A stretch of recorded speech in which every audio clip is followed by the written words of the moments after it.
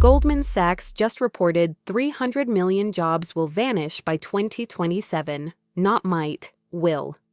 A McKinsey study found 94% of companies are automating customer service roles right now. This isn't future talk. It's happening today. UPS cut 12,000 tour package handlers last quarter. They deployed autonomous sorting robots instead.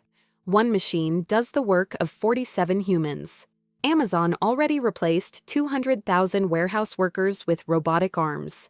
Those jobs paid $18 per hour.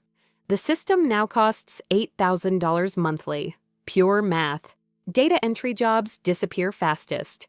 Automation handles 97% of repetitive document processing now.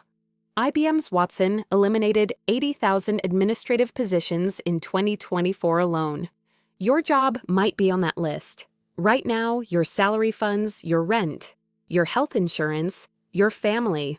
If you work in customer support, accounting, basic coding, or data work, watch what happens next.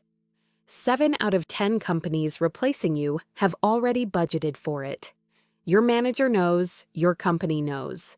The question isn't if you're replaceable. The question is when. Like and subscribe for more. Zero Input AI, every day.